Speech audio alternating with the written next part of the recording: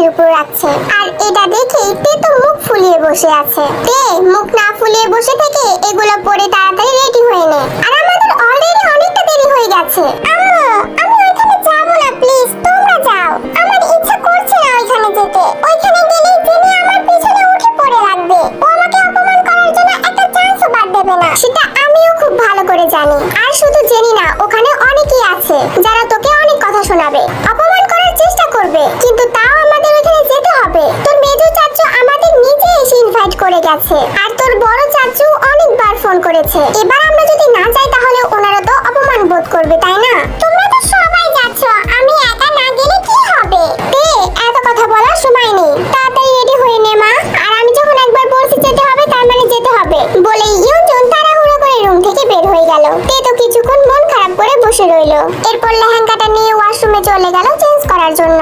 আজকে তের কাজিনের হলুদ সন্ধ্যা, সেখানে তেদের সবাইকে ইনভাইট করা হয়েছে। ফার্স্টে তো সুগা যেতেই চাইছিল না, তারপর ইউজন অনেক করে বোঝানোর পর রাজি হয়েছে। তাই তের চাচুরা এই বিয়ের ছুতো দেখিয়ে নিজেদের মধ্যে সম্পর্কটা আবার ঠিক করে নিতে চাইছে। এই বিয়েতে তো প্রথমে সবিনও যেতে চাইছিল না, কিন্তু ভাইদের রিকোয়েস্টের জন্য বাধ্য হয়ে রাজি হতে হলো। যতই হোক বড় ভাইদের না কথা তো আর না শুনে থাকতে পারে না, বিয়েটা ঢাকাতেই হচ্ছে। এখানে কায়ের বাবার একটা ফার্ম হাউস আছে, বিয়ের সব আয়োজন এবং অনুষ্ঠান সেখানেই হবে। তে দাদুর বাড়ির সব আত্মীয়রাও সেখানেই চলে এসেছে। তে ওয়াশরুম থেকে রেডি হয়ে বের হয়ে দেখে জাঙ্কুক ওর বেডের উপর বসে বসে ফোন টিপছে। তে জাঙ্কুকের দিকে ভালো করে তাকালো। জাঙ্কুক হলুদ রঙের পাঞ্জাবি পরেছে। কেন জানি না তে হঠাৎই আজকে জাঙ্কুকের দিকে হা করে তাকিয়ে আছে। জাঙ্কুকের থেকে চোখই সরাতে পারছে না। এই লোকটা এত সুন্দর কবে থেকে হলো? আগে তো ভালোভাবে খেয়ালই করিনি। ছেলেদের এত সুন্দর হতে নেই, তাকে এই লোকটা জানে না নাকি? জাঙ্কুক ফোন থেকে চোখ সরিয়ে সামনের দিকে তাকালো। তে তো ওর দিকেই তাকিয়ে আছে। তে আজকে একটা কাঁচা হলুদ রঙের সলিড লেহেঙ্গা পরেছে, কিন্তু এই পর্যন্ত মেয়েটা মেকআপ করেই উঠতে পারেনি। তবু তেকে অনেক বেশি সুন্দর লাগছে।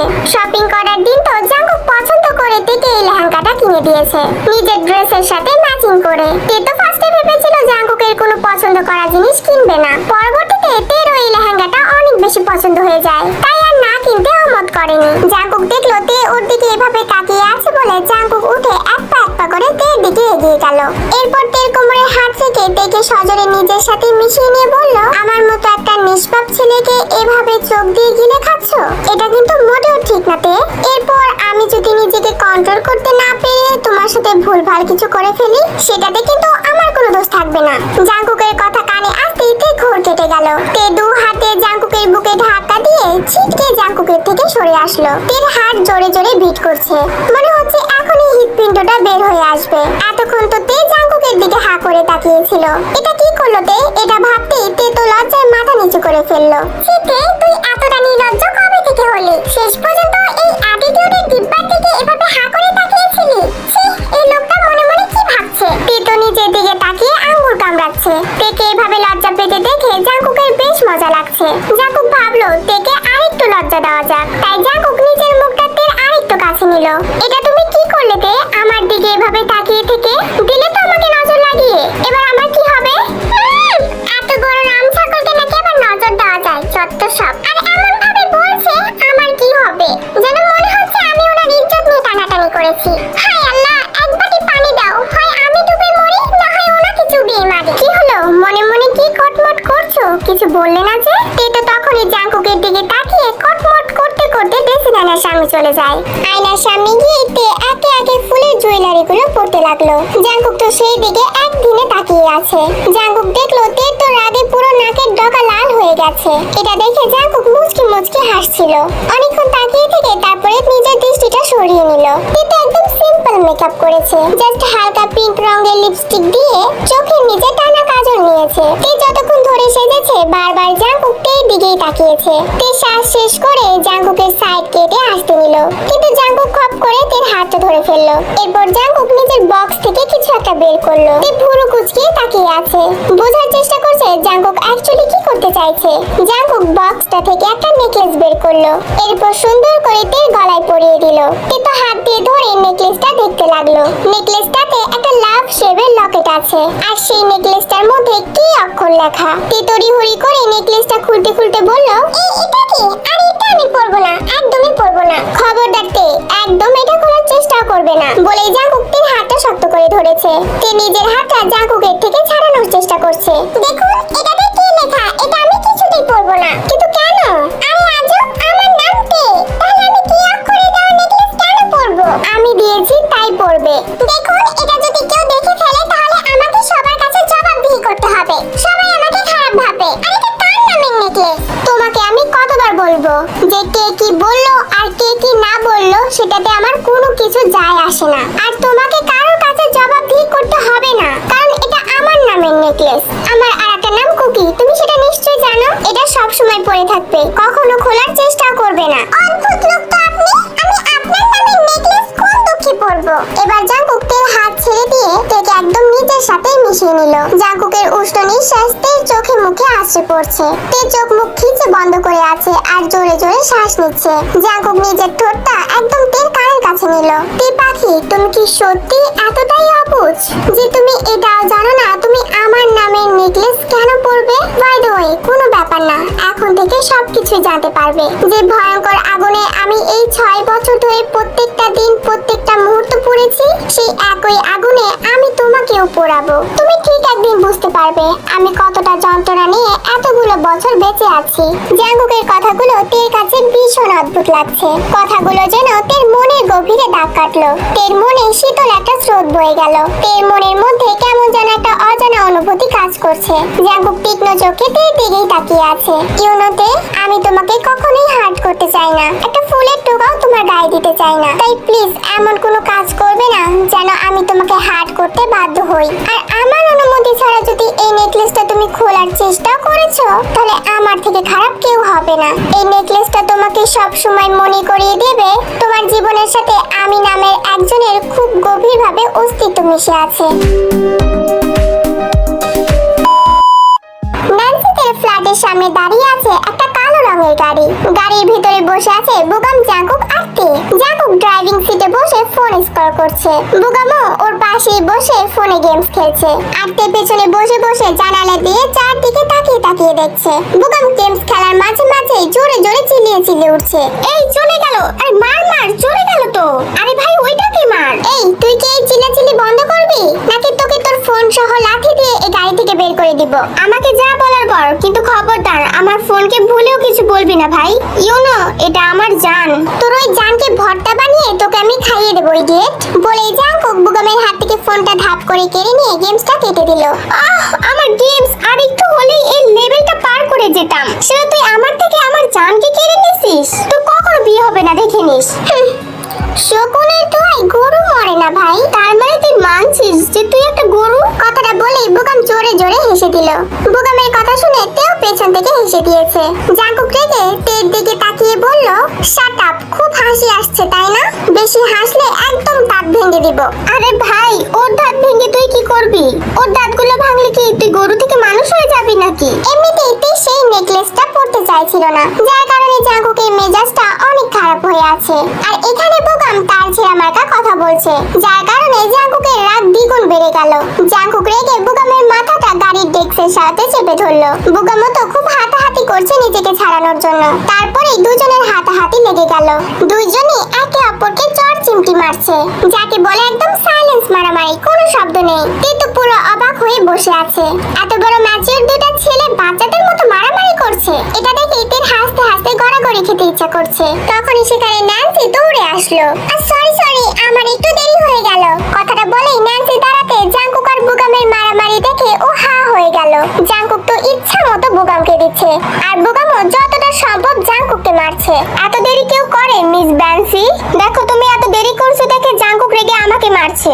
আর কি বলছে জানো? ও নাকি তোমার জন্য ওয়েট করতে করতে গরু হয়ে গেছে। দেখুন, সবার আগে আপনি আমার নামটা ঠিক করে বলুন। কতবার বলেছি আমার নাম ব্যান্সি না, আমার নাম ন্যান্সি। সেদিন রেস্টুরেন্টেও আপনি আমাকে অনেকবার ব্যান্সি বলেছেন। বাইরে ছিলাম তাই কিছু বলতে পারিনি। এখন আপনি আমাকে ঠিক নামে ডাকুন, না হয়তো খবর আছে। ও তাই নাকি? তা তুমি আমার কি করবে শুনি? তোমাকে তো আমি ব্যান্সি বলেই ডাকবো। দেখি তুমি আমার কি করতে পারো। জাঙ্কুক ভাইয়া, আপনি নাকি একটা নাকের উপরে ঘুষি মেরে নাকটা ফাটিয়ে দিন তো। কি সাংঘাতিক মেয়ে রে বাবা, আমাকে মারার সুপারি দিচ্ছে। তোমাকে তো আমি জেলের ভাত খাওয়াবো। আমি আপনাকে পচা পুকুরের পানি খাওয়াবো। বুগাম জাঙ্কুকের সাথে হাতাহাতি করছে আর ন্যান্সির সাথে ঝগড়া করছে। কিন্তু এতক্ষণ চুপচাপ বসে বসে শুধু তামাশা তামাশাগুলো দেখছে। এবার তো তে একদম সহ্যই করতে পারছে না। শাট আপ, একদম চুপ করো সবাই। তের চিৎকারে তো বুগাম আর জাঙ্কুক অবাক হয়ে দুজনকে ছেড়ে দিল। এদিকে ন্যান্সিও ঝগড়া থামিয়ে দিয়েছে।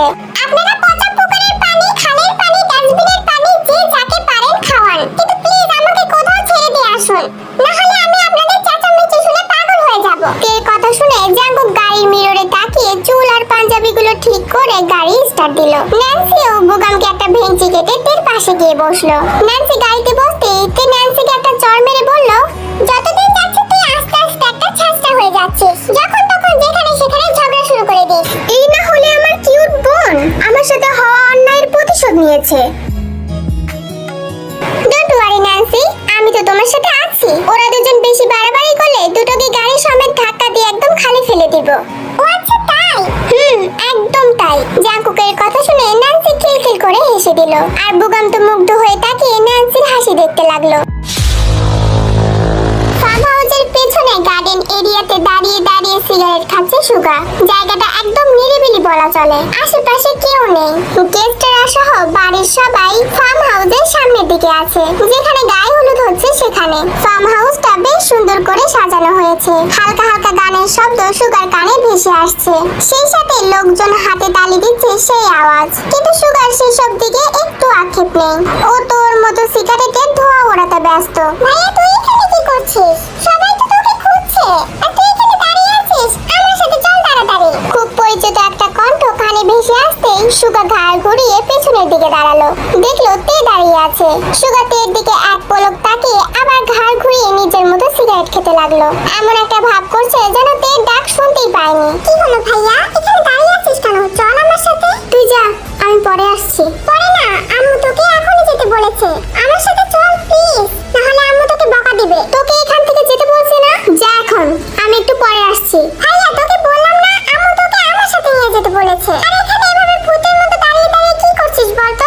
আমার সাথে চল বলছি। তে ডোন্ট ইরিটেট মি, এখান থেকে যা বলছি। আমার মাথাটা ভীষণ গরম আছে, কখন কি বলে দেব ঠিক নেই। আমাকে একা থাকতে দে প্লিজ। তোর রাগ থাকে না কখন সেটা আমাকে একটু বলবি? যখন তখন রাগ সপ্তম আসমান চড়ে বসে। কারণে অকারণে এত রেগে যাস কেন বলতো? এত রাগ স্বাস্থ্যের জন্য ক্ষতিকর, জানিস না? আর এখানে আসার পর এমন তো কিছু ঘটেও নি যে তুই সেটাতে রেগে যেতে পারিস। তারপরে যে কেন রাগে বোম হয়ে আছিস আল্লাহই জানে। সুগা এবার তের কথা শুনে রাগটা কন্ট্রোল করতে পারলো না। হাত থেকে সিগারেটটা ছুঁড়ে ফেলে দিয়ে তের দিকে ঘুরে চেঁচিয়ে বলতে লাগলো, কখন থেকে বলছি এখান থেকে যেতে, কথা কানে যায় না? লাই দিতে দিতে মাথায় উঠে গেছিস, বড়দের কোনো কথা শুনতে চাস না। কখন থেকে কানের কাছে এসে বক বক বক বক করছিস? আমি তোকে কতবার বললাম যেতে? বিরক্তিকর মেয়ে একটা। সুগার কথার মুহূর্তে তের যেন মনটা ছোট হয়ে গেল, চোখ দুটো ছলছল করে উঠলো। সুগা ওকে বিরক্তিকর মেয়ে বললো, কিন্তু কেন? এটাতে কিছুতেই মেনে নিতে পারছে না। তের ভীষণ খারাপ লাগছে আর কষ্ট হচ্ছে। সুগা আগে কখনোই ওর সাথে এভাবে কথা বলেনি। তে সুগাকে যত যাই বলুক না কেন, তবু সুগা তের সাথে কখনো এরকম ব্যবহার করেনি। কিন্তু আজকে হঠাৎ কি হলো? তের একদিকে যেমন কষ্ট হচ্ছে, তেমনি সুগার সিগারেট খাওয়া দেখে আরো বেশি রাগ হচ্ছে। তুই স্মোক করছিস ভাইয়া? কেন স্মোক করছিস? তুই জানিস না বাবা মা এটা পছন্দ করে না? আর তাছাড়া বাড়ি ভর্তি লোকজন, কেউ যদি তোকে সিগারেট খেতে দেখে তাহলে সবাই কি ভাববে বলতো? আর তুই তো কখনো স্মোক করিস না, তাহলে আজকে কেন করছিস? কে কি ভাবলো তাতে আমার কোনো কিছু যায় আসে না। আমি আর জাস্ট নিতে পারছি না। এদের এত ন্যাকামো দেখে আমার ইচ্ছা করছে এদের সবাইকে খুন করে ফেলি। তে এবার খুব ভালো করে বুঝতে পারলো সুগা কেন এত রেগে আছে। দেখ ভাইয়া, এখানে অযথা চেঁচামেচি করে সিন ক্রিয়েট করিস না, এতে আমাদেরই ফেস লস হবে। যা হচ্ছে চুপচাপ দেখে যা। ওয়াও, এখন দেখছি আমার বোনও অনেক ন্যাকামি শিখে গেছে। তুইও এখন অনেক ন্যাকামি করতে জানিস। যা হচ্ছে সেগুলো আমাকে চুপচাপ মেনে নিতে বলছিস। সবকিছু কি ভুলে গেলি? এরা আমাদের সাথে ঠিক কি কি করেছে সেটা এত তাড়াতাড়ি কিভাবে ভুলে গেলি বলতো? আজকে যে মানুষগুলো আমাদের মাথায় তুলে নাচছে তারা একসময় আমাদের কথায় কথায় কিভাবে অপমান করতো তোর মনে নেই? তোর ওই ডাইনি চাচি যে আমাকে সবসময় গুন্ডা রাস্তার ছেলে বলে ডাকতো, সে জানিস আজকে আমাকে সুগা বাবা বলে সম্বোধন করছে। আর যে আমার মাকে সবসময় দুশ্চরিত্র ভিখারির বাচ্চা বলেছে, আজ সেই ভিখারির বাচ্চাকে নিজের হাতে মিষ্টি খাইয়ে দিচ্ছে, যার বাবা ভাই চাইলে ওই ডাইনি চাচির মতো হাজারটা কাজের লোক বাড়িতে রেখে দিতে পারতো। আর সেই ইয়ঞ্জনের আসল পরিচয় জানতে পেরে আমাদের প্রতি ভালোবাসা একদম উতলে পড়ছে, তাই না? আর তুই কি সুন্দর সবকিছু ভুলে এদের সাথে হেসে হেসে কথা বলছিস। আমি কিছুই ভুলে যাইনি ভাইয়া, আমি শুধু ভুলে যাওয়ার নাটক করছি। এদের দেওয়া প্রত্যেকটা আঘাত আমার বুকের বাঁ পাশে গেঁথে আছে। হাজার চেষ্টা করেও সেগুলো আমি ভুলতে পারি না। ভাইয়া তোর মনে আছে আমি যখন ক্লাস 8 এ পড়তাম তখন আমার সেটা। সেখানে আমি আর জেনি প্রতিযোগিতায় নাম দিয়েছিলাম। সেখানে পুরো স্কুলের মধ্যে আমি ফার্স্ট হয়েছিলাম। কিন্তু জেনি কি করেছিল জানিস? আমার জেতা পুরস্কারটা সে নেবে এইটা বলে জেদ করেছিল। আর আমি ওকে ওই প্রাইজটা দিব না বলে লুকিয়ে রেখেছিলাম। তাই বড় ফুপি আমাকে 2টা থাপ্পড় মেরেছিল। শুধু তাই নয়, আম্মু কিন্তু আমাকে মেরেছিল। আর ফাইনালি আমার জেতা প্রাইজটা সবাই মিলে জেনিকে দিয়ে দিল। জানিস, আমি সেদিন খুব কেঁদেছিলাম। মনে মনে ঠিক করেছিলাম আর কখনো কোনোদিন গান গাইবো না। ইনফ্যাক্ট কোনো গান কেন, কোনো অনুষ্ঠানে পার্টিসিপেট করব না। তারপর থেকে গান, নাচ, খেলাধুলা থেকে আমি 100 হাত দূরে থাকতাম। যেই আমি সবসময় সবকিছুতে ফার্স্ট হতাম, সেই আমি একটা বিগ লুজার হয়ে গিয়েছিলাম। আর তুই বলছিস আমি সবকিছু ভুলে গেছি? বাহ ভাইয়া, দারুণ যুক্তি দিলি। এর কথাগুলো শুনে এবার সুগার হুঁশ আসলো। এতক্ষণ রেগে কি কি বলেছে সে সবকিছু মনে পড়ে গেল। সুগা এখন ভাবছে ও কত বড় বোকামিটা করে ফেললো। নিজেকে নিজেই মনে হচ্ছে হাজারটা গালি দিচ্ছে। এই 4 বছর ধরে সুগা নিজে চেষ্টা করেছে যেন তে সব স্মৃতিগুলো ভুলে গিয়ে মুভ অন করে, কিন্তু আজকেও কি করলো? বোকার মতো পুরো স্মৃতিগুলো আবার মনে করিয়ে দিল থেকে। তে থাম ভাইয়া, আমার বলা শেষ হয়নি। তুই না বললি আমি সবকিছু ভুলে গেছি? হ্যাঁ, আমি এভাবেই সবকিছু ভুলে গেছি। জানিস ভাইয়া, জেনি আমার সব পছন্দের জিনিসগুলো নিয়ে নিত। মাঝে মাঝে আমার খুব কষ্ট হতো, আবার মাঝে মাঝে ভাবতাম থাক, ও তো আমার বোনই হয়, আমার জিনিস নেবে না তো কার জিনিস নেবে? সব ভুলগুলো ওর বাচ্চামো ভেবে আমি ক্ষমা করে দিয়েছি। ওর করা ভুলগুলো আমি বড়দের থেকে সবার কাছ থেকে লুকিয়েছি। আর ও কি করলো দেখ, পুরো বিয়ে বাড়ির মানুষের সামনে আমাকে অপমান করলো, আমাকে ক্যারেক্টারলেস প্রমাণ করে দিল।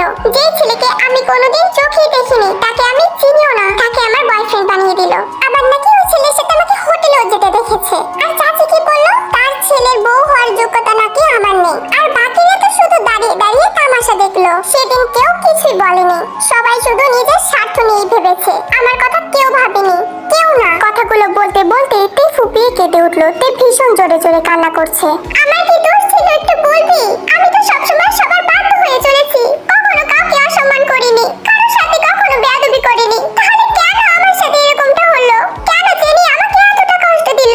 আমি তো ওকে আমার আপন বোন মনে করে ভালোবাসতাম, তাহলে কেন আমাকে আপন মনে করতে পারলো না? কেন সবার সামনে আমাকে ছোট করলো? কেন সেদিন বিয়ে বাড়িতে কেউ চিৎকার করে বলতে পারলো না যে তে খারাপ মেয়ে নয়, তে কোনো অবৈধ সম্পর্কে নেই? কেন আমি বিনা দোষে শাস্তি পেলাম? কেন সবাই আমাকে দুশ্চরিত্র বললো? সেদিন সবাই শুধু নিজের স্বার্থটাই বুঝেছে, কেউ আমার কথা ভাবেনি। কেউ না, আমি কোনো অন্যায় না করেও সবার চোখে খারাপ মেয়ে হয়ে গিয়েছিলাম। সুগা শুধু অসহায় দৃষ্টিতে তের দিকে তাকিয়ে আছে। ইচ্ছা করছে নিজেকে নিজে মেরে ফেলতে। কেন যে রাগের চোটে তেকে এতগুলো কথা বলে দিল?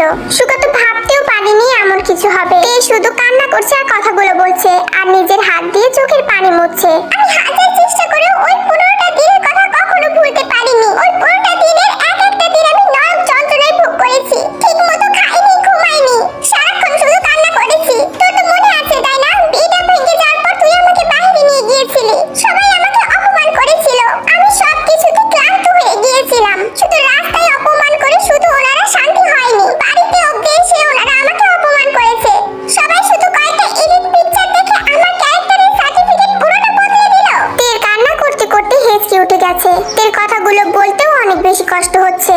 সরি তে, আমি বুঝতে পারিনি তুই আমার কথাতে এতটা heart hobby. I am really very sorry. তুই তো জানিস আমি রেগে গেলে উল্টাপাল্টা বলে দেই। তুই আজে বাজে উল্টাপাল্টা কথাগুলো শুনে কেন কষ্ট পেয়ে মন খারাপ করছিস আমার সোনা বোন? বলে সুগা তেকে জড়িয়ে ধরলো। তে কিছুক্ষণ নিজের ভাইয়ের বুকে মাথা রেখে কান্না করলো। হঠাৎই তে সুগাকে ধাক্কা দিয়ে সরিয়ে দিল। ডোন্ট টাচ মি, তুই আমাকে একটু ভালোবাসিস না। তুই আমাকে আজকে বিরক্তিকর মেয়ে বললি। ওদের মতো তুই আমাকে সহ্য করতে পারিস না, সবার মতো তুই আমাকে হেট করিস। তের কথায় সুগা একদম অবাক হয়ে গেল। তে যে ওকে ভুল বুঝেছে এটা সুগা খুব ভালো করে বুঝতে পেরেছে। নিজের অজান্তেই নিজের বোনকে এত কষ্ট দিয়ে ফেললো। এবার কি করবে সুগা? কোন মুখে তের কাছে ক্ষমা চাইবে? তে কি আদৌ কখনো কোনোদিন ওকে ক্ষমা করবে? যদি ওর এই ছোট্ট বোনটা ওর সাথে আর কখনো কথাই না বলে, তখন সুগার কি হবে? এসব ভেবে সুগার মনে বোনকে হারানোর ভয় ঢুকে গেছে।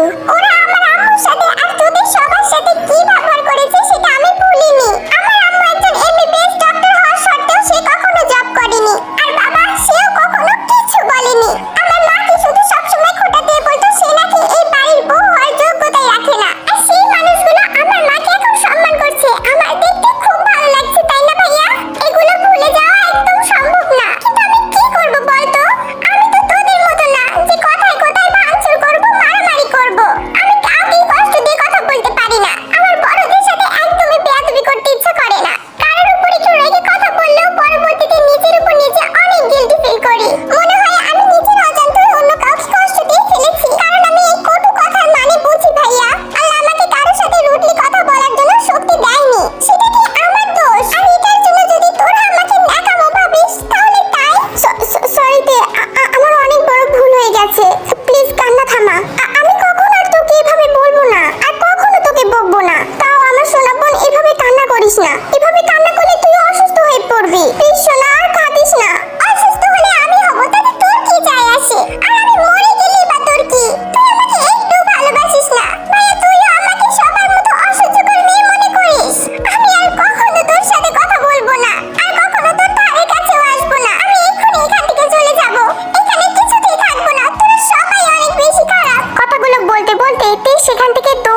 গেল।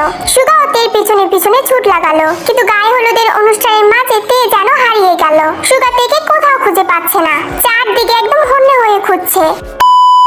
জাঙ্কুকের একটা জরুরি ফোন এসেছিল, তাই ফার্ম হাউসের সামনে যেখানে গাড়িগুলো পার্ক করা আছে সেখানে গিয়ে দাঁড়িয়েছে। জাঙ্কুক ফোনে কথা বলছে, ভেতরে এত মানুষের চেঁচামেচির শব্দে ফোনে ভালোভাবে কথাই শোনা যাচ্ছিল না, তাই জাঙ্কুক বিরক্তি নিয়ে বাইরে চলে এসেছে। জাঙ্কুক ফোনে কথা বলছিল, তখনই দেখে তে কান্না করতে করতে এদিকেই আসছে। তে কিভাবে কান্না করতে দেখে জাঙ্কুক বেশ অবাক হয়ে গেল। জাঙ্কুক এক্সকিউজ মি বলে ফোনটা কেটে দিল, এরপর দ্রুত পায়ে তে দিকে এগিয়ে যেতে লাগলো। তে দৌড়াতে দৌড়াতে সোবিনের গাড়ির সামনে এসে দাঁড়ালো। ড্রাইভার গাড়ির সাথে হালান দিয়ে দাঁড়িয়েছিল। আঙ্কেল, আমাকে বাড়িতে নিয়ে চলুন প্লিজ। কেন, কি হয়েছে? আমি এখানে আর থাকবো না। কিন্তু কেন মামুনি, তোমরা তো একটু আগে এখানে আসলে, আর এখনই চলে যাবে? আরে বাবা, কান্না করছো কেন? স্যার ম্যাম, ওনারা সবাই কোথায়? আব্বু আম্মু কোথায় আমি জানি না, আমি শুধু এখান থেকে যেতে চাই ব্যাস। সঙ্গে সঙ্গে জাঙ্কুক এসে তের হাত ধরে নিচের দিকে ঘুরিয়ে নিয়েছে। হোয়াট হ্যাপেন্ড তে? কান্না করছো কেন? কেউ তোমাকে কিছু বলেছে? না, কেউ আমাকে কিছু বলেনি। আমি বাসায় যাব। কেউ কিছু বলেনি, তাহলে কান্না করছো কেন? আমার ইচ্ছা হয়েছে, আমি কান্না করছি। আপনাকে বলবো কেন? আপনি যান এখান থেকে, আমি বাসায় যাব। স্টপ ক্রাইং তে। আমি যেটা জিজ্ঞাসা করছি সেটার আগে জবাব দাও। তোমাকে কে কি বলেছে? জেনি, কাই, ওরা তোমাকে কেউ কিছু বলেছে? আমি বললাম তো, আমাকে কেউ কিছু বলেনি। তাও বারবার একই প্রশ্ন কেন করছেন? আর আমার কোনো বিষয় নিয়ে আপনাকে এত ভাবতে হবে না। তের কথায় জাঙ্কুক ভীষণ রেগে গেল। ওদের হাত ছেড়ে দিয়ে সোজা গালে চেপে ধরলো, অনেক জোরেই চেপে ধরেছে। ভালো কথা বলে তুই একদমই কানে শুনতে পাস না, তাই না? আমি কখন থেকে তোকে প্রশ্ন করে যাচ্ছি, আর তুই সেটার জবাব দেওয়ার প্রয়োজন মনে করছিস না। এত সাহস পাস কোথা থেকে তুই? জাঙ্কুক এত জোরে তের গাল চেপে ধরেছে যে তের ব্যথায় চোখ দিয়ে পানি গড়িয়ে পড়ছে। তে ব্যথা পাচ্ছে দেখে জাঙ্কুক তেকে ছেড়ে দিল। তের কান্নার মাত্রা আগের থেকে যেন বেশি হয়ে গেল। অতিরিক্ত কান্নার ফলে তের শ্বাস নিতে কষ্ট হচ্ছে। তেকে এইভাবে কাঁদতে দেখে জাঙ্কুক ভীষণ অস্থির হয়ে গেল। এবার জাঙ্কুক তেকে শক্ত করে জড়িয়ে ধরলো। ইটস ওকে, তোমাকে কিছু বলতে হবে না, কান্না থামাও প্লিজ। আমি এখানে থাকবো না, আমার দম বন্ধ হয়ে আসছে। আমাকে এখান থেকে নিয়ে চলুন প্লিজ। এখানে আমি আর এক মুহূর্ত থাকলে আমি মারা যাব। আচ্ছা তে, তুমি কান্না থামাও, আমি তোমাকে এক্ষুনি এখান থেকে নিয়ে চলে যাব। আর এক মুহূর্ত এখানে থাকবো না, তুমি যা চাইছো তাই হবে। প্লিজ স্টপ ক্রাইং, না হলে তুমি অসুস্থ হয়ে পড়বে। জাঙ্কুক তের মাথায় হাত বুলিয়ে দিতে দিতে কথাগুলো বলল। তে জাঙ্কুকের বুকে মুখ গুজিয়ে ফুপিয়ে ফুপিয়ে কান্না করছে। কেউ ভালো না, কেউ আমাকে একটু ভালোবাসে না, সবাই শুধু আমাকে হেট করে, সবাই খুব পচা। তে জাঙ্কুকের বুকে মুখ গুজে কান্না করতে করতে বিড়বিড় করছিল। জাঙ্কুক খুব মন দিয়ে শোনার চেষ্টা করলো তে আসলে কি বলছে। হঠাৎই জাঙ্কুক অনুভব করলো তে নিজের ভার ওর উপর সব ছেড়ে দিয়েছে। কান্নাটাও বন্ধ হয়ে গেছে। জাঙ্কুক ভালো করে তের দিকে তাকিয়ে দেখতে লাগলো। ও মনে মনে যেটার ভয় পাচ্ছিল সেটাই হলো, তে সেন্সলেস হয়ে গিয়েছে। তে, এই তে, তে তাকাও প্লিজ, এই তে। জাঙ্কুকে দেখে মনে হচ্ছে জাঙ্কুক আরো প্রচন্ড পরিমাণে অস্থির হয়ে গেছে। সঙ্গে সঙ্গে তেকে কোলে তুলে নিল। স্যার, তে মামুনি কি হলো? আমি কি ওকে বাসায় নিয়ে যাব? আপনাকে যেতে হবে না, আমি ওকে আমার গাড়িতে নিয়ে যাচ্ছি। আর হ্যাঁ, এই বিষয়টা কাউকে কিছু বলার প্রয়োজন নেই, যা বলার আমি সবাইকে বলে দিব। ওকে স্যার বলে জাঙ্কুক দ্রুত তেকে গাড়িতে শুইয়ে দিল এবং নিজের ড্রাইভিং সিটে এসে গাড়ি স্টার্ট দিল। সুগার তেকে খুঁজতে খুঁজতে ফার্ম হাউসের ছাদে চলে এসেছিল। তখন এই ন্যান্সির বলা কথাগুলো শুনতে পায়। এটার মাথায় আবার কি খিচুড়ি পাকাচ্ছে কে জানে, কি সব আজগবি কথা বলছে। ও আর জেনি নাকি খুব ভালো ফ্রেন্ড ছিল। ন্যান্সি তো এক মুহূর্তের জন্য জেনিকে সহ্য করতে পারতো না। এক একটা এক ধরনের, আর একটা কোথায় চলে গেল আমি তোকে খুঁজেই পাচ্ছি না। কে জানে কোথায় গিয়ে বসে আছে, এইটুকু সময়ের মধ্যে কোথায় গায়েব হয়ে গেল। হঠাৎই সুগার ফোনটা বেজে উঠলো। ফোনটা পকেট থেকে বের করে দেখলো জাঙ্কুক ভিডিও কলে ফোন দিয়েছে। সুগার সঙ্গে সঙ্গে ফোনটা রিসিভ করলো। দেখলো জাঙ্কুক এক হাতে গাড়ি ড্রাইভিং করছে, আর এক হাতে ফোন ধরে আছে। কে কারা কি বলেছে? ও কান্না করছিল কেন? জাঙ্কুকের প্রশ্নের জবাব দেওয়া বাদ দিয়ে সুগার জাঙ্কুককে উল্টো প্রশ্ন করে বসলো।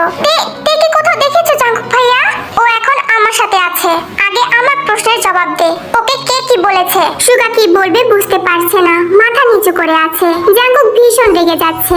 তবে সুগা অপরাধ ভেঙে যা যা ঘটেছে একে একে সবই জাঙ্কুককে বলে দিল। ওয়াও, গ্রেট, খুব ভালো কাজ করেছেন। এবার আপনার বোনের অবস্থাটাও একটু দেখেন বলে জাঙ্কুক ফোনটা ঘুরিয়ে ধরলো। সুগা দেখলো পেছনের সিটে তে নিথর হয়ে পড়ে আছে।